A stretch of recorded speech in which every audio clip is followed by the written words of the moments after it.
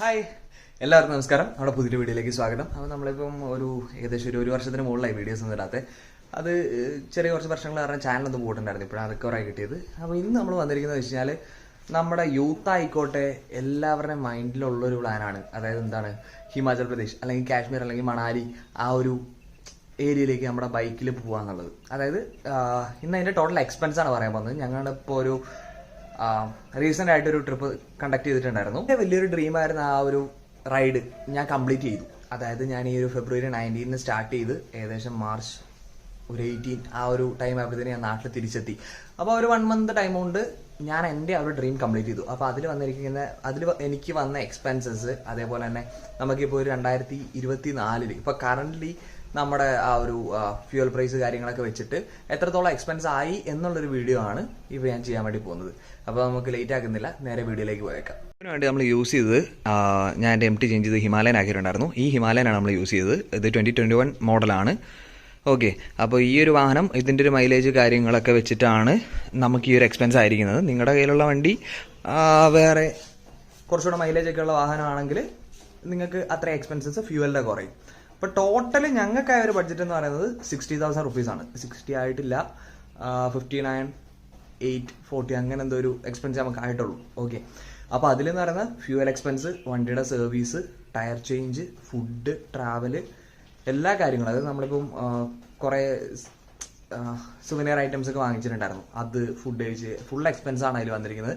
പക്ഷേ ഞങ്ങൾ പറയുകയാണെന്നുണ്ടെങ്കിൽ ഒരു 70K ബഡ്ജറ്റ് നിങ്ങൾക്ക് ഉണ്ടെന്നുണ്ടെങ്കിൽ ഒന്നും നിങ്ങൾക്ക് പേടിക്കാതെ പോയി വരാൻ പറ്റും.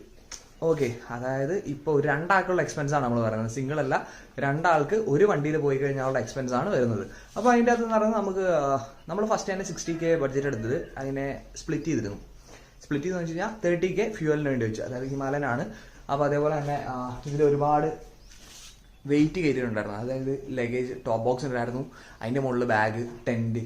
അപ്പോൾ ഒരുപാട് വെയിറ്റ് കയറിയായിരുന്നു വാഹനത്തിന്. അതുകൊണ്ട് തന്നെ പിന്നെ 2 ആളുകൊണ്ട് ഇത്രയും ലോങ് ആണ്, ഇത്രയും ഹൈവേയിലേക്ക് കയറിയിട്ട് നമ്മൾ അത്യാവശ്യം നല്ല സ്പീഡിലായിരിക്കും പോവുക. കാരണം നമുക്ക് ഒരു ദിവസം ഇത്ര കിലോമീറ്റർ നമ്മുടെ ഡെസ്റ്റിനേഷൻ അനുസരിച്ച് കവർ ചെയ്യേണ്ടി വരും. അപ്പോൾ ആ ഒരു ഇതൊക്കെ വെച്ചിട്ട് നമ്മൾ എന്താക്കി, ഒരു ആവറേജ് 30 കിലോമീറ്റർ ആണ് മൈലേജ് കാൽക്കുലേറ്റ് ചെയ്തത്. പക്ഷേ വണ്ടിക്ക് ഏകദേശം ഒരു 27 to 37 വരെ വേരിയങ്ങിൽ കിട്ടിയിട്ടുണ്ട് മൈലേജ്. ഓക്കെ, അപ്പോൾ ആ ഒരു 30K ഫ്യൂവലിന് തന്നെ വെച്ചു. അത് ഏകദേശമായി ആ ഒരു 30K തന്നെ ഫ്യൂവൽ എക്സ്പെൻസ് ആയി. ബഡ്ജറ്റ് ഒന്ന് ജസ്റ്റ് സ്പ്ലിറ്റ് ചെയ്യുകയാണെന്നുണ്ടെങ്കിൽ 30,000 രൂപ വണ്ടിക്ക് ഫ്യൂവൽ ആയിട്ടുണ്ടായിരുന്നു. അതേപോലെ തന്നെ ഒരു 15K, ഒരു 15,000 രൂപ നമ്മുടെ ഫുഡിനായിട്ടുണ്ട്. പിന്നീട് എന്താണ്, 3,000 രൂപ ടെൻറ്റ് പർച്ചേസ് ചെയ്തായിരുന്നു. ഡെക്കാത്തലിനാണ് പർച്ചേസ് ചെയ്തത്. അത്യാവശ്യം നല്ല ക്വാളിറ്റിയുള്ള സാധനമാണ്. അതിൻ്റെയൊക്കെ നിങ്ങൾക്ക് വീഡിയോ വേണമെങ്കിൽ പറഞ്ഞാൽ മതി, ചെയ്തുതരാം. പിന്നീട് ഞങ്ങൾ ജാക്കറ്റ് കാര്യങ്ങളൊക്കെ ഡൽഹിയിൽ നിന്ന് പർച്ചേസ് ചെയ്തായിരുന്നു. പിന്നെ അതേപോലെ തന്നെ എൻട്രി ടിക്കറ്റും പിന്നെ സുവനിയർ ഐറ്റംസ് ഒക്കെ വാങ്ങിയതൊക്കെ ആയിട്ട് 2,000 രൂപ അങ്ങനെ പോയി. പിന്നീട് ഒരു 10,000 റുപ്പീസ് വണ്ടിക്ക് വേണ്ടി പോയിട്ടുണ്ടായിരുന്നു. അതായത് ഞാൻ പറഞ്ഞു സർവീസ് ഉണ്ടായിരുന്നു. പിന്നെ അതേപോലെ തന്നെ 2 ടയേഴ്സ് ചേഞ്ച് ചെയ്തായിരുന്നു. അപ്പോൾ നമ്മൾ സ്റ്റാർട്ട് ചെയ്തത്, എൻ്റെ വീട് കണ്ണൂർ ഇരിട്ടിയാണ്. അപ്പോൾ ഇരിട്ടിയിൽ നിന്ന് സ്റ്റാർട്ട് ചെയ്തിട്ട് നേരെ ഹൈദരാബാദ് വഴി ഡൽഹി എത്തി. ഡൽഹിയിൽ നിന്ന് നമ്മൾ നേരെ ചണ്ഡീഗറിൽ നിന്ന് അത്യാവശ്യം കസോള്, ദോഷ്, മണികർണൊക്കെ കറങ്ങി നമ്മൾ നേരെ മണാലി പോയിരുന്നു. മണാലിയിൽ ഒരു 4 ദിവസം സ്റ്റേ ഉണ്ടായിരുന്നത്. സ്നോഫോൾ ആയിട്ട് നമ്മളോട് ലോക്കായിട്ടുണ്ടായിരുന്നു. 4 ദിവസം നമ്മൾ മണാലിലുണ്ടായിരുന്നു. അവിടുന്ന് പിന്നെ നേരെ തിരിച്ച് പത്താംകോട്ട് വന്നു. പത്താംകോട്ട് നിന്ന് നമുക്ക് മുകളിലേക്ക് പോകാൻ കഴിഞ്ഞില്ല, കാരണം അവിടെ ലാൻഡ് സ്ലൈഡ് ഉണ്ടായിരുന്നു. അപ്പോൾ നമ്മളെ മുകളിലേക്ക് കടത്തി വിട്ടില്ല. അപ്പോൾ അവിടെ നേരെ നമ്മൾ അമൃത്സർ വഴി കറങ്ങി നേരെ മുംബൈ വഴിക്കാണ് നാട്ടിലേക്ക് വന്നത്. അപ്പോൾ ആ ഒരു എക്സ്പെൻസ്. അതേപോലെ തന്നെ നമ്മൾ എല്ലാ ദിവസവും ടെൻ്റ് അല്ലായിരുന്നു, ഇടയ്ക്ക് നമ്മൾ റൂം എടുത്തിട്ടുണ്ടായിരുന്നു. അതായത് റൂം എടുത്തതെന്ന് വെച്ചിട്ടുണ്ടെങ്കിൽ നമ്മൾ ഇവിടെ അമൃത്സറിൽ റൂം എടുത്തിട്ടുണ്ടായിരുന്നു, ഗോൾഡൻ ടെമ്പിൾ എടുത്ത്. പിന്നെ അതേപോലെ തന്നെ നമ്മുടെ ഹരിയാന, രാജസ്ഥാൻ ബോർഡറിൽ റൂം എടുത്തിട്ടുണ്ടായിരുന്നു. ഓക്കെ, ആഗ്രയിൽ നമ്മൾ റൂം എടുത്തിട്ടുണ്ടായിരുന്നു. പിന്നെ ഡൽഹിയിൽ നമ്മൾ ട്രാവൽ ചെയ്യാൻ വേണ്ടി നമ്മൾ വണ്ടി യൂസ് ചെയ്തിട്ടില്ല. നമ്മളവിടെ ലോക്കൽ ട്രാൻസ്പോർട്ടാണ് യൂസ് ചെയ്തത്, അതായത് മെട്രോ ആണ് യൂസ് ചെയ്തത്. അതേപോലെ തന്നെ മുംബൈയിൽ നമ്മൾ വണ്ടി യൂസ് ചെയ്തിട്ടുണ്ടായിരുന്നില്ല. മുംബൈയിൽ നമ്മൾ കൂടുതലായി യൂസ് ചെയ്ത് അവിടുത്തെ ലോക്കൽ ട്രെയിനും മെട്രോയും കാര്യങ്ങളൊക്കെ തന്നെയാണ്. കാരണം അത്രയും ബ്ലോക്ക് കാര്യങ്ങളുണ്ട്. പിന്നെ വണ്ടിയിൽ ലഗേജ് ഉണ്ടായിരുന്നു, അത് ടോപ്പ് ബോക്സ് കാര്യങ്ങളൊക്കെ കുറച്ച് സേഫ് ആക്കൽ ബുദ്ധിമുട്ടാണ്. അങ്ങനത്തെ കാര്യങ്ങളൊക്കെ ഞാൻ വേറൊരു വീഡിയോ ആയിട്ട് പറയാം, നമ്മൾ എന്തൊക്കെ ശ്രദ്ധിക്കണം എന്നുള്ളത്. അതേപോലെ നമ്മൾ ഓരോ സ്പോട്ടിൽ ചെല്ലുമ്പോഴും നമ്മൾ ശ്രദ്ധിക്കേണ്ട ഒരുപാട് കാര്യങ്ങളുണ്ട്. റൂംസിൻ്റെ റേറ്റ് ആണെങ്കിൽ തന്നെ ഓൾമോസ്റ്റ് നമ്മളെടുത്ത റൂമിനെല്ലാം ഒരു 500 ബിലോ ആണ് റൂമിന് റെന്റ് വന്നത്. അതായത് അവർ പറയുമ്പോൾ 1,200 പറയും. നമ്മൾ പറയാം ഓക്കെ നമ്മുടെ ബഡ്ജറ്റ് 500 ആണ്, അപ്പോൾ അതിൽ മുകളിലേക്ക് നമ്മൾ റൂം എടുക്കില്ല എന്ന് പറഞ്ഞു കഴിഞ്ഞാൽ അവർ തന്നെ തന്നോളൂ. നമുക്ക് ഏകദേശം ഒരു 1,200, 1,300 രൂപ പറഞ്ഞ റൂം വരെ നമ്മൾ 400, 450, 500 രൂപ ആ റേഞ്ചിൽ നമ്മൾ എടുത്തിട്ടുണ്ട്. ഓക്കെ, അത് നമ്മൾ ആൾക്കാർ കൂടുകയാണെന്നുണ്ടെങ്കിൽ നമ്മൾ സ്പ്ലിറ്റ് ചെയ്യുമ്പോൾ നമുക്ക് അത്രത്തോളം എമൗണ്ട് കുറഞ്ഞു കിട്ടും. ഒരു 5-6 ആളൊക്കെ ആയിട്ട് പോകുകയാണെങ്കിൽ റൂം എടുത്താലും വലിയൊരു എക്സ്പെൻസ് വരില്ല. നമ്മുടെ വണ്ടിയിൽ നമ്മൾ റേസ് എന്ന് പറയുന്നൊരു ബ്രാൻഡിന്റെ ടയറാണ് യൂസ് ചെയ്തത്. അതിന് ഓൾമോസ്റ്റ് അത് ഓരോ സ്ഥലത്ത് വേരി ചെയ്യും. എനിക്കൊരു 6000 രൂപ റേഞ്ചിൽ ടയർ കിട്ടിയായിരുന്നു. വേറെ സ്ഥലത്താകുമ്പോൾ അത് 6 സംതിങ് എന്ത് വരുന്നുണ്ട്, എനിക്ക് കറക്റ്റ് റേറ്റ് അറിയില്ല. പിന്നെ അതേപോലെ തന്നെ പോകുമ്പോൾ ഒന്ന് സർവീസ് ചെയ്തിട്ടുണ്ടായിരുന്നു, ഒന്ന് ഓയിൽ ചേഞ്ച് ചെയ്തു. അതേപോലെ തന്നെ ബാക്ക് ബ്രേക്ക് പാഡ് കാര്യങ്ങളൊക്കെ മാറ്റി വണ്ടി ഒന്ന് ഫുള്ള് ചെക്കപ്പ് ചെയ്തായിരുന്നു. അതിന് ഏകദേശം ഒരു